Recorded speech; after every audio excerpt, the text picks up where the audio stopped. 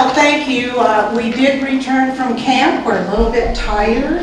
It was 2 weeks, 90 children, but it was a lot of fun. We had AAC users there and a mix of children with and without communication problems, which is what our philosophy is, that everybody should be included pretty much everywhere. So I'll tell you that up front.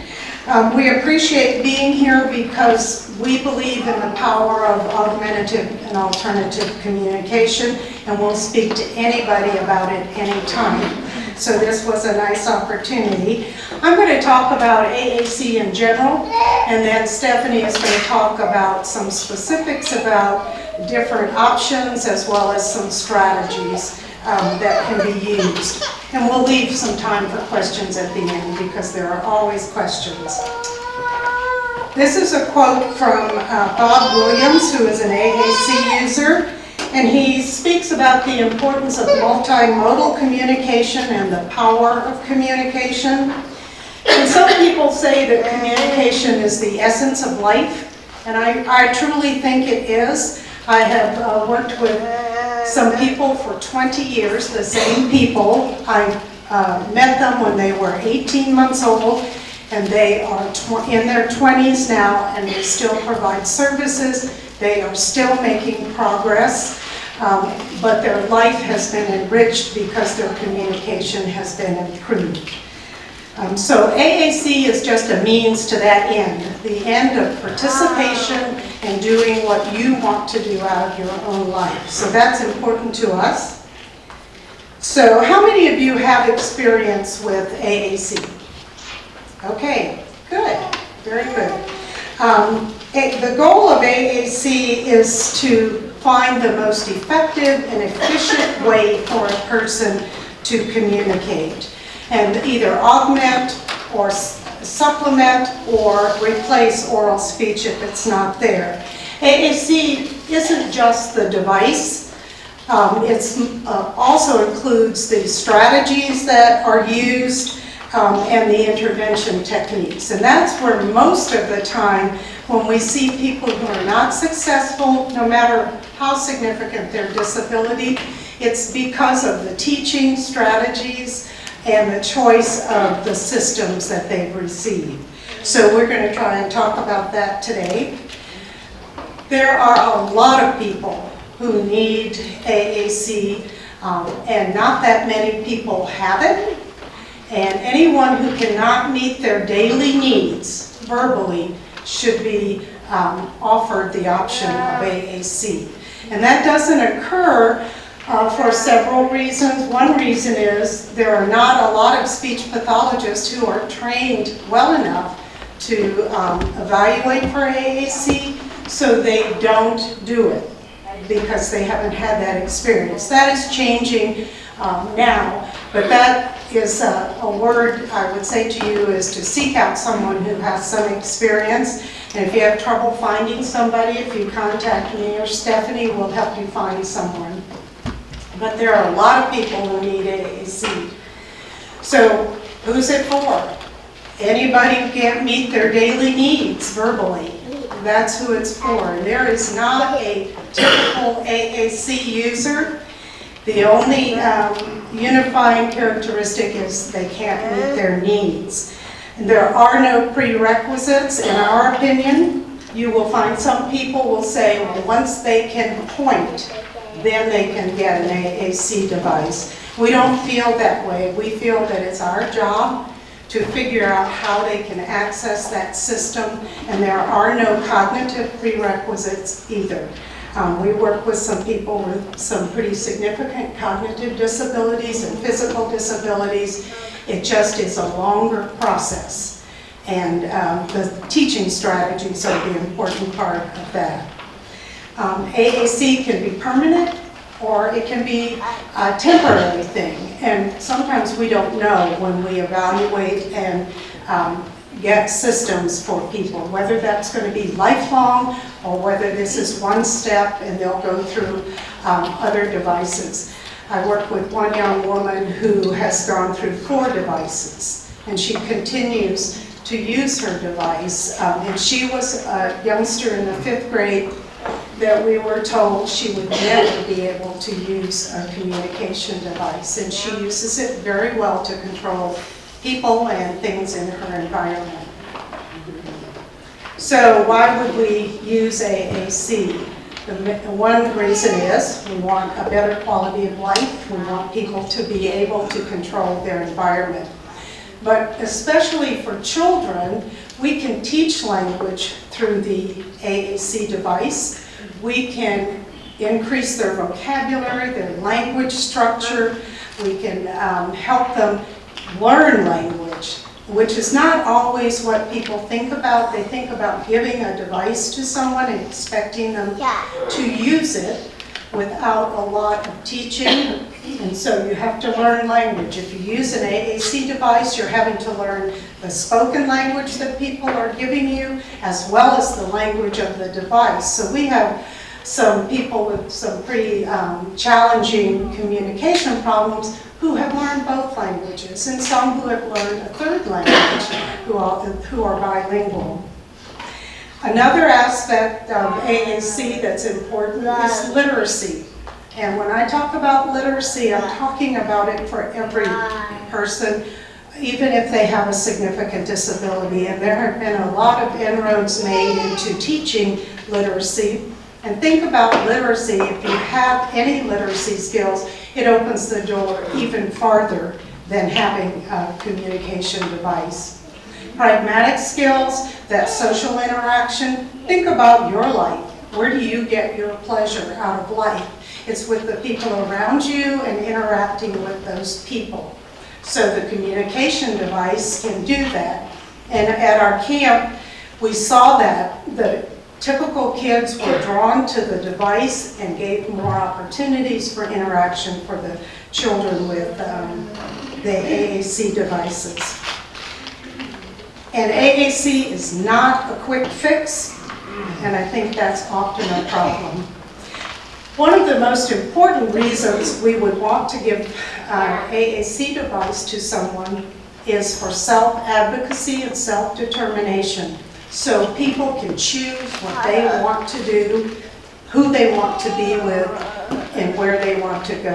And again, it's a process, and it takes a lot of time and a different kind of skill to do that. There are a lot of myths about AAC. One is that AAC is a last resort. We'll wait and see if they're going to talk. Why would we wait for failure? Why not start now? If someone does not need AAC, if their language and speech grows, it will not be efficient. They'll get rid of it. They'll tell us they're done with it by not using it and by meeting their needs another way. And another myth is that AAC hinders speech development.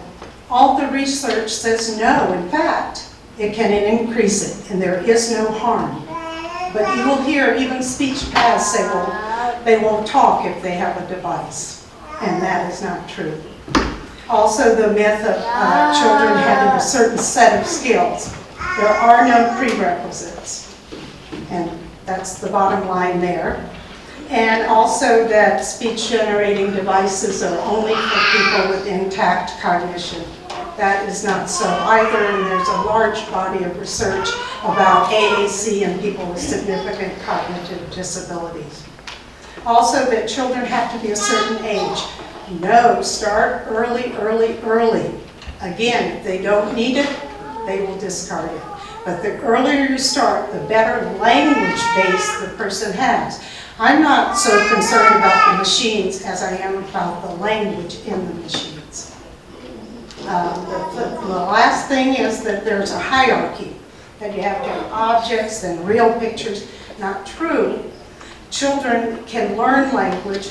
Marianne Romsky in Georgia has taught these abstract symbols to people with severe cognitive disabilities. So it is not true that you have to go through the stair step.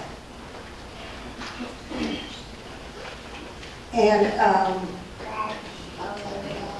I'm going to let Stephanie talk about the devices, but I guess the last thing I would say is start early, no prerequisites, get a good evaluation so you don't set someone up for failure. So I'll let Stephanie talk a little bit about machines and teaching.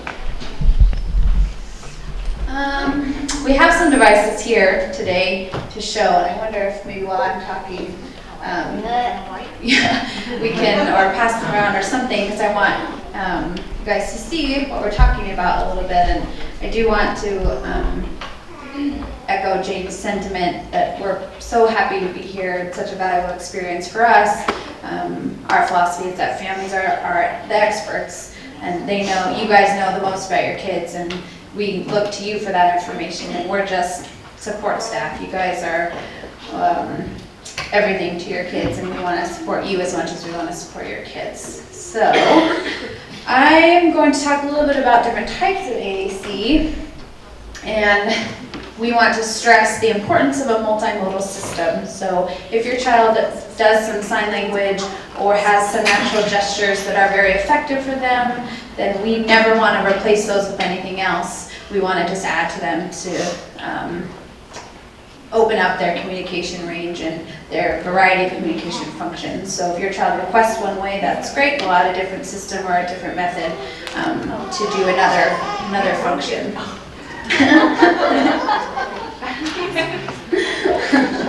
So the high-tech devices are what's being passed around. So those look like computers. They have dynamic screens, so when I touch them, the screen changes into something else.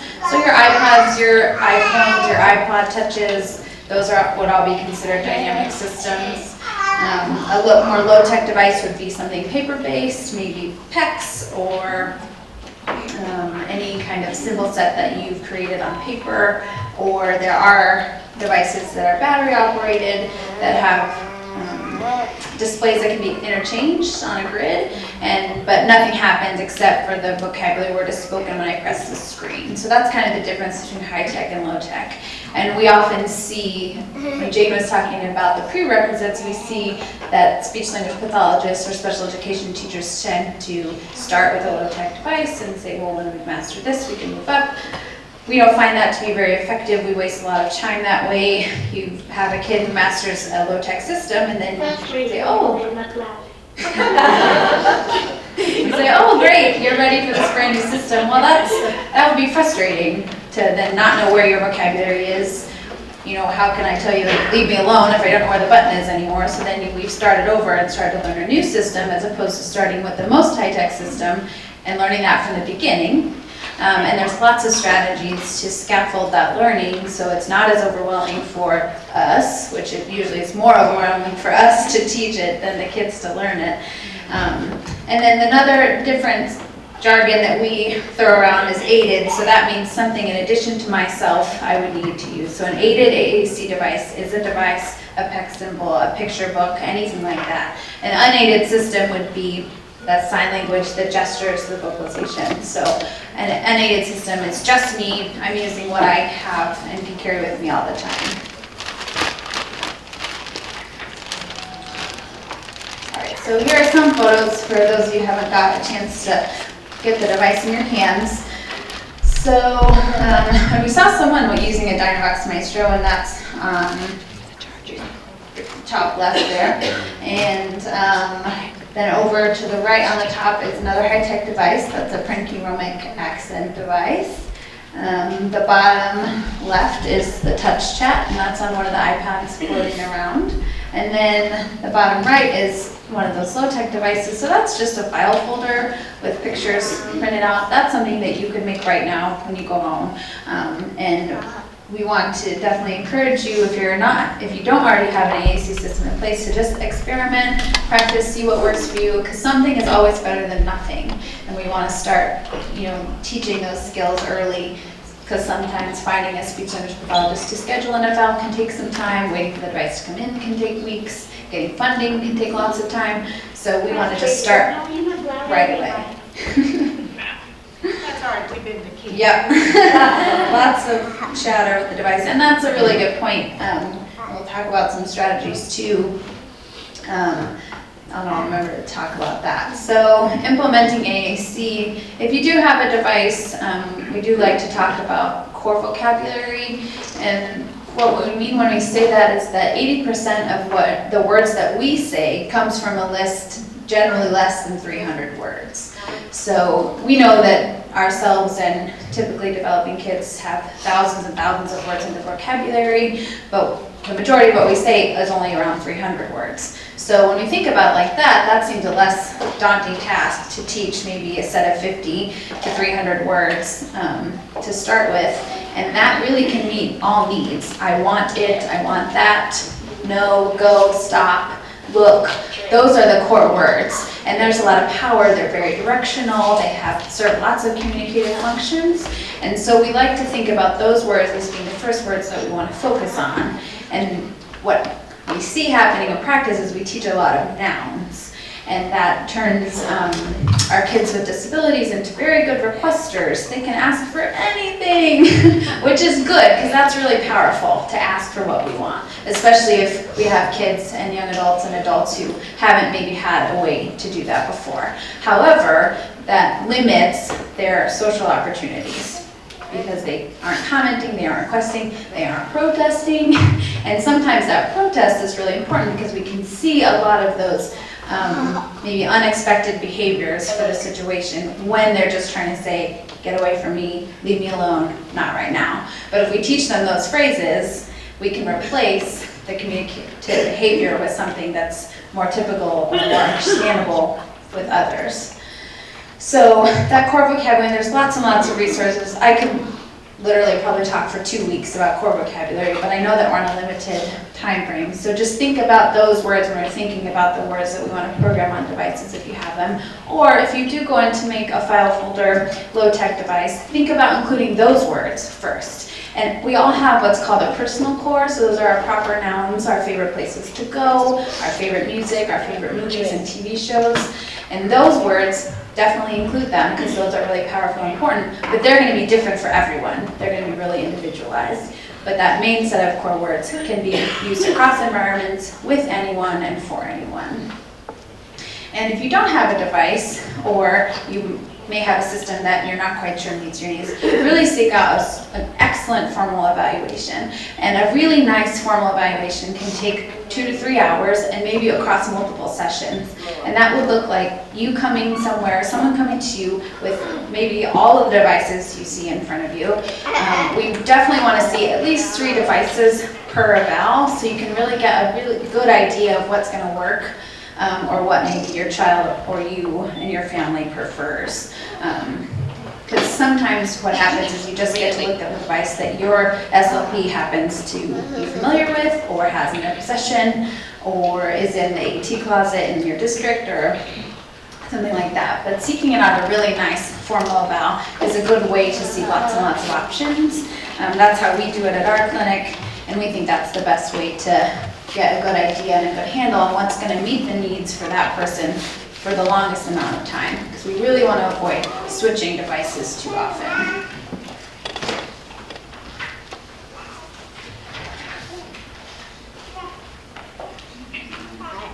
So just a couple more thoughts about AAC is that an AAC eval can only be done by a licensed speech-language pathologist. And you can check that on the ASHA website, which is the American Speech and Hearing Association website, to seek out SLPs in your area. That's a good place to start.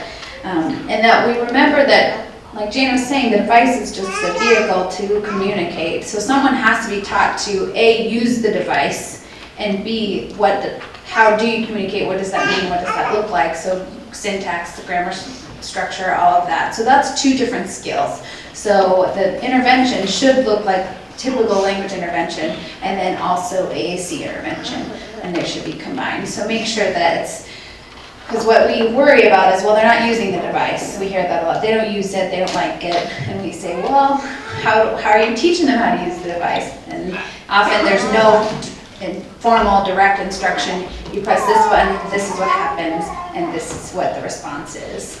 And so when I was hearing some buttons being pressed, and please press them, don't worry about what I'm saying, explore the device. We always respond to every communicative attempt, that gives us two things. It one assigns intent even when we're not sure that intent is present. So if they press the bathroom example, it's a really good one. So bathroom or a snack, maybe they've just eaten or you just left the bathroom. In our clinic and at camp, we go right back to the bathroom. And we say, oh, you asked to go to the bathroom, and this is what happens when you ask for it, because your voice means something, and I care about what you say. And two, choice making. Let's say you've got something on there that you know they don't like. Let's say orange juice or a certain toy or a certain place. If they press it, they get it, and then they're maybe having a reaction like, oh, that's not what I wanted. You can say, oh, did you want to make another choice? You refer back to the device and say, why don't you try that again? Because what you say means something. I'm not going to pretend I know what you meant because that's what you said. So that's a really good way to start teaching intent and teaching that what cause and effect with some really nice skills. So, like I said, we do this over an 8-week class, and that's still not enough time. But I do know that questions are important, and I want to leave lots of room for that. So, questions? Mike? There we go. This device and program sounds really, really good. Our girl, 2 years old, is pretty much blind. Mm-hmm. There's absolutely no signs of her getting visual contact with her. So what type of alternatives do we have in people in similar situations? Well, from what I understand is we do some more tactile information for AAC, so you assign a tactile object to the vocabulary word, and so, as you'll see, some of the symbols come around, they're not what we call transparent symbols, so they're not obvious. So you can assign any object to mean whatever word it is. It's just about that association. So when I feel this shape, that means this word. And auditory scanning is how it's her hearing. Yeah. So we see someone that uses auditory scanning. Her vision is poor, so she uses headphones or headsets.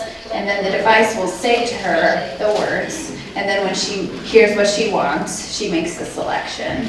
So it literally says every single word, and she uses a head switch because there's some limited mobility. So she just kind of leans her head forward, it hits a switch, and then the device says the word out loud. So that's another option too.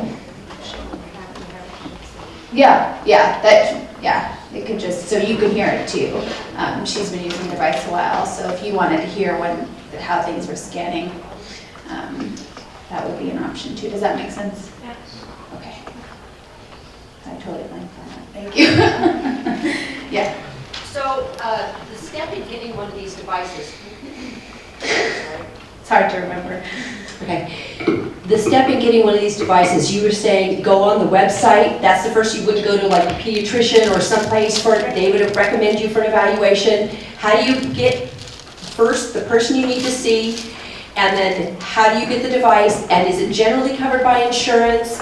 Does, programs by the government provide them? Do we have to pay for them? How do we get one of those? Okay, so the first step is identifying a speech-language pathologist, and I'm sure lots of you are in contact with one of them. So if you do know one or you're seeing one regularly, ask them first. If you're not or you don't have one, a pediatrician might be able to make a recommendation for you. If you live near a university with a program for a speech-language pathologist, they might be a good resource to start. Most states have an assistive technology center. They all kind of go by different names, and that might be a good place for you to start. The ASHA website, asha.org, you can search speech-language pathologist by state. Putting social media is such a powerful thing. You might go to your chats and different websites. That might be a good way to start, depending on where you are. Are you local? No, California. Okay, then you're going to have lots of resources out there. So any university with a strong, where is the think either San Diego State or San Francisco State. I think it's San Diego State University. They have an amazing AAC program. Gloria Soto is there, and they're awesome. So, state universities, other programs, children's hospitals, private clinics, there's lots of areas, and tell them that's what you're looking for. And hopefully, if they're a good SLP, they'll either know what to do, or they'll be able to refer you on to someone who does know. So generally, the eval cost can be submitted to insurance. And get your school on board too. If you're school-age kids, tell them that that's what you're interested in. We have hit and miss success with that, but getting them on board, sometimes if they make that recommendation, they're obligated by law to pay for the eval and the device. So then you'll go get your eval, then the speech language pathologist will submit a report to whichever company of the device that you chose, and that should be a cooperative process. You should be involved, and then that will be submitted to insurance that way. And again, Medicare, private insurance, like Blue Cross Blue Shield, those major insurance companies, we have had really nice success, and we've had not so nice success. So I wish I had a hard and fast answer for you, but there's always an appeal process, and then you should always be working with your special education law office if you're getting a denial that your speech language pathologist and pediatrician say is medically necessary, to make sure you don't give up and try to do everything you can to get that approved, because we've had success going that route too if it gets denied. So then sometimes insurance will pay for part of it, just like anything else. And there's often a private organizations, major companies in your states. Friends of Man is an organization in Colorado that we've had success submitting funding to. They don't generally give you large amounts of funding, but every little bit helps. And we have lots of success for kids. There's a lot of organizations for kids too. So there's lots of ways we can piece together paying for these devices, because they are expensive. Are these for all ages? Yes, absolutely. Especially ones that we're passing around. Any high-tech device is going to fit the needs of any age group. We don't want to think about devices these are for kids, these are for adults. We want a device to grow with the child as they age and their interests and experiences grow and change, and their communication needs change. So we want to make sure that we're providing them with something that will grow with them. There. So maybe you can give some Mike. advice on the, Thank you. I don't know if other people. Hold it. Oh, jeez. We'll get this figured out with an AAC. Maybe, I don't know if there's other people that have experience with this, but we've tried everything from basic switches to Go Talk, where you just press, to Prologue to Go, which is the iPad. And I have a son who can get the remote control and turn on the TV. He can get his iPad, he can find YouTube, and he can get to the history and get to the videos he wants. But we have had no success with anything. And he just has no interest, or else treats it, he'll just press everybody at the same time, just to tell you. Yeah, I'm over it. I don't know, to me it seems like obviously he would be capable at some level of using that. We have it, we have the iPad, we have the, the Prologue program.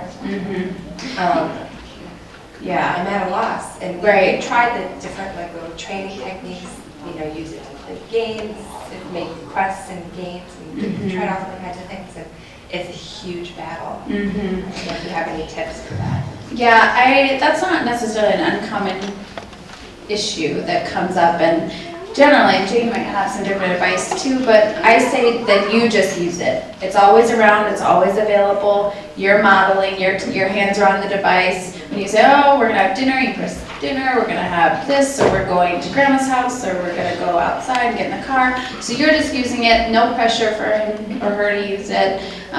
Because sometimes that expectation, like when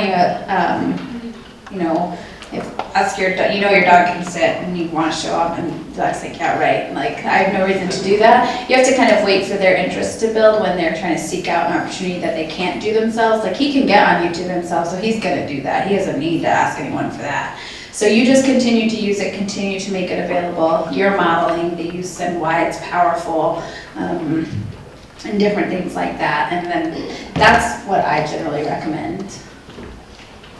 I think that's an issue with the iPad because it's a game and then it doesn't, they don't see it for the communication purpose. So you're saying, here, play your game, here, talk to me, and it's confusing for them. So in some way, you may want a device that's your talker and a device that's your gamer. We did actually try that. The iPad was only for communication. But you took away, did you take his games away? Could he still play games on an iPad? We didn't do anything related to YouTube or anything. Well, and see, in that, I think what I'm saying is he could have an iPad or a mini iPad that's communication and then a different one, maybe in a different case, which not everybody wants to buy 2 iPads. But I think that is confusion for kids. And what, you know, I'd much rather do something that's entertaining than necessarily something that might be hard at first, learning to talk. So I would try to separate those 2 functions, and that's where you might look at one of these other devices for communication. But it is difficult, but the modeling is important, but if he's playing a game, to switch out to Pro to go, you're fighting, then you get in a battle. And then everybody lost in that. We've tried the augmentative communication device, and we tried the picture exchange and some signs. We're kind of stuck a little bit, and we don't know where to go from here. She doesn't have the fine motor ability to do the sign language, but she wants what she wants when she wants it. And she doesn't have the patience to go through the different pages to find the categories and to find that I want this cracker rather than this cracker, or I want this cookie. She doesn't have the patience, but she for sure knows in her head what she wants. She doesn't want any book, she wants the book. She doesn't want a snack, she wants the snack. And this kind of limits her ability to get there, and it causes a bigger frustration because she's doing all this, yet she can't get what she wants. I think I would look at the organization of the system so she doesn't have to go so far. And it may be that if you know she's hungry, you're navigating to the page where she can then make that choice initially. I'd also look at what the language system is. You might find another way to make things faster for her. And if you know that that she always wants a banana for snack, and you know it's snack time or she's hungry, then you go to the page and say, oh, yellow banana, I love bananas, do you want a banana? So it's more your input. I think that's what we miss a lot in AAC. I mean, if you think about it, would we ever expect someone to use sign language when we didn't use it all the time to teach them what the words were? But with AAC, we tend to say, here it is, this is cow, now show me cow. Instead of using it and showing them how it works. And that's the whole modeling. So I would try to make it as fast as you can, whether that's you navigating the pages or looking at a system where you don't have to go 4 pages deep to find your snack. And that a speech path could help you with that too, to look at those systems. Do you have anything else on that? I think that's one of the benefits of core vocabulary. So I want it, I don't want it.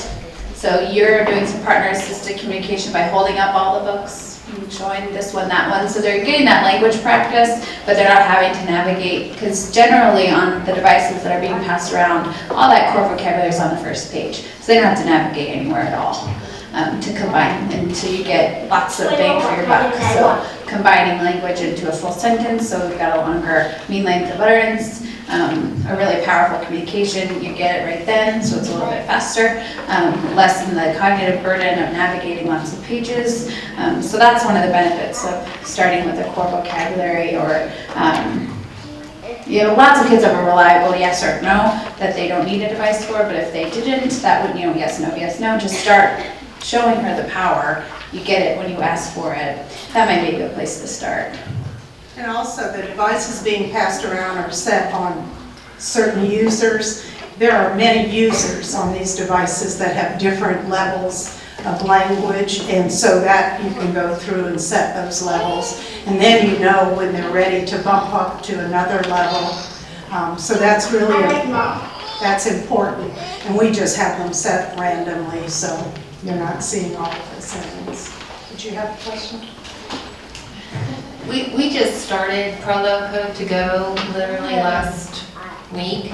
And you mentioned just now not to start with nouns. So that's actually what we started with, was 2 different pictures of toys to try to see if she would navigate between 2 toys.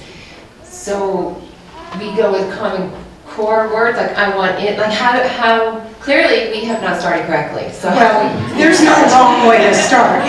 We're just telling you what we have experienced. But if you go into Prolo to Go, it's got the basic core user, that's where you start. And you have more than 2 things on there. You have lots, so that you can say, I want it, and she just may say want. But that's how we teach language. When you think about typical kids, if a 2-year-old says banana, want banana, we say, oh, you want the banana. You want a yellow banana. We expand all their language. And if you don't have enough icons, you can't expand their language. And this is why some kids discard it. They get bored. I got 4 things. I got lots more to say than 4 things. The development of babbling too, and word play and vocal play, so having lots of options for the kids to kind of run through and talk nonsense and be silly and listen to the words so they can do that independently. That's how typical language develops. So we want to provide that same experience and opportunity for our kids who don't communicate with their speech, so they can just, and you're like, oh, what do you say? Our kids say lots of different things. I'm like, what'd you say? Why are you talking about that elephant? There's no elephants here. So that gives them lots of opportunities to go back and forth and be silly and practice lots of different words. And even if it doesn't make sense or it doesn't fit the situation, we want to provide that same opportunity. So even with their lack of fine motor skills, you suggest to go to the main page with all those icons on it and start with that page, because she has cortical visual impairment as well. So we were thinking just give her 2 options that she can see better, but you would recommend going with all of it there. Well, I would want to see how she could access, that's part of the evaluation, to see what size icons they can access. Do I need a key guard? And what do we need so they can get to the items they need? So that I would explore first to make sure that she can touch them. But if there are only 2, then it needs to open up to 2. I mean, she needs a lot of language. Yeah. So I would check out what her skills are in terms of fine motor. I'd have someone help you with that. There are some on some of the devices. There are exploratory pages. So they chase the rabbit, and the rabbit's big, and then it gets down, and we can say, oh, they can do a 1/2-inch square. So that's part of the evaluation. So what's their language like? How can we access? And it's the same issue with the auditory or with a visual impairment. And the young woman Stephanie mentioned did auditory scanning, has cortical blindness. So, and the core words are really powerful. We went, there was a little girl in the preschool that we have who has a springboard. And we went in and taught her 4 new words. We went in and literally just said, okay, Lily, here's this, here's this, here's this. We showed her where they were. We asked her teachers to use those words over and over that week, and then we'd go in the next, we'd test her and go in the next week and teach her more. We saw her at camp, and she is combining all these core words because she can, and we showed her how to do it, but someone strategically paid attention to vocabulary. I'm going to teach you these words. This is what this means. And that we miss that too. Not only do we not model, we don't specifically target things to teach kids. So that's really important too. Tapping is a pretty common thing, I think, for a lot of folks where, like, my son will just keep Yeah. tap. Is there a tip for how to help them navigate so that they don't tap on the same button 5 times and get to somewhere they didn't need to be. That is a problem, and I think you can take Stephanie's advice and respond to it, or you can say, you're saying the same thing over and over, let's try this. Yeah, and the devices too, they're, depending on which one can be set so that you have to be really intentional, either holding it down for a certain amount of seconds or when you lift up, then says it, so it can accommodate that. So it won't say it 5 times in a row. He'll have to really select it. So he can tap no matter, like, all day long, and still then he says when he wants to communicate, he holds it, or he lets it go. So there's lots of different accommodations for that kind of stuff too. Way in the back.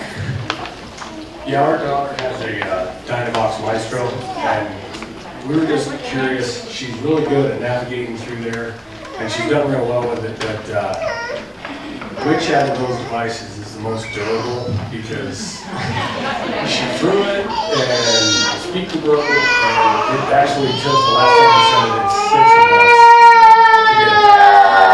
6 months? 6 I months. just sent one in a week and a half ago, when I was back in my office. Well, I don't know what the. I'm not Yeah, sure 6 either. months it took. I'd be complaining. I probably wouldn't pay him either. So is there one out there that is, because we feel that it's pretty bulky as well. So if we could find something maybe a little bit smaller as well, which is durable, which one would you recommend? I'm not sure that I could recommend one, but in that evaluation, that would be a consideration. Is there one that we can put in a stronger case? Is there some way to protect it a little differently? But that again is part of that evaluation. And I think it's more about the language in the device. That's a categorical device, whereas the little one that died on us here has an association kind of language system. But yeah, I think any of them if you throw them.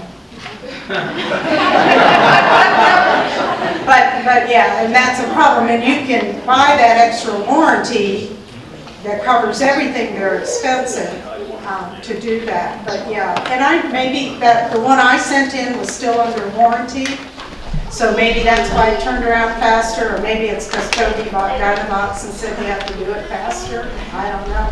Yeah, I think that, and ask them to see if they can send you a loaner in those interim times. Sometimes they'll do that. I think we're getting booted off the stage. So just up here is the name of the clinic that we work in and the phone number and website, but then also our personal email addresses. And please, please email us anything at all. We're happy, like we said, to talk to anybody about anything from anywhere for however long you need. So definitely reach out to us.